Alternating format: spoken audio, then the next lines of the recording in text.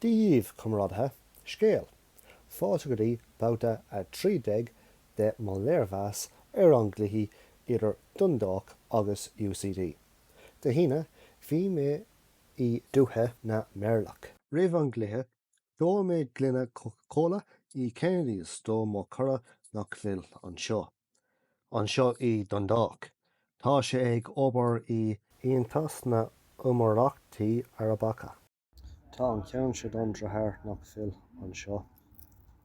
Tá rud éigin faoin Oriel Park a heatanóin go mór lum, féidir gurb I an asfa forbata an bharc asar torf uafásach, nó faoi na Francig marva. I just want to point out something that I love about the Irish language here. Francach with a small f in English means rat, but Francach with a capital F in English means Frenchman. I don't know why that is. The French must have let the Irish down in some battle a couple of hundred years ago, but I love how Francach is either rat or Frenchman, and all that differentiates the two is a capital F. hÉireann nos, is stad a catfig to cuairt a tuairt air. Bhí an Greenig tanmh agus tús na chéad bhí an lucht tacaíochta glórach agus bio. Dervan, mar is nach, bhuail sé imreoir seachas an litród agus fuair sé cearta buí go luath sa cluiche. Níor tháinig an chéad iireacht maith an cúil do Dundalk go dtí an dara nóméid déag ó Mulligan an cosantóir. Sa seachtain nóméid is feithe cúil scóráil grúm do Dundalk. Dundalk cúil a bháin agus UCD nád. An cuéigú nóméid is tricha rinne dervin sér cic a tuairt don fearn eile. Tá sé cabóg. Dia ila hógta scóráil verdán deirec ar an cúlmháird agus níor aig leis a cuineáil. Bhí an céad lán le féilte ama deacha. Ag léama, leabhar mé le rí Dundalk. Dúirt sé lom go bhfuil sé ag taú le Dundalk ó 1967.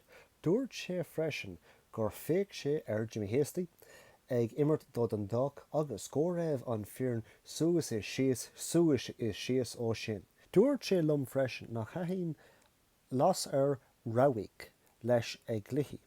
Tá lutharaach na las ar rabhaigh an té, agus cadfid tú hata a caitheamh chun nach nóigh sé do chuid grúig. Sin mar a caithfidh sé a chuid grúig ar fad. An dara leat, síl an dá fearn go raibh siad fós ar séir. Bhí dáma orm le Dundalk, dimmer UCD go maith. Deire na dara leat, Dundalk cúil a bháin agus UCD cúil a bháin. Léic na himre rí Dundalk. Tar éis an gcluiche, leabhar mé le mo cáirde I iontas na imeachtaí ar a bacha.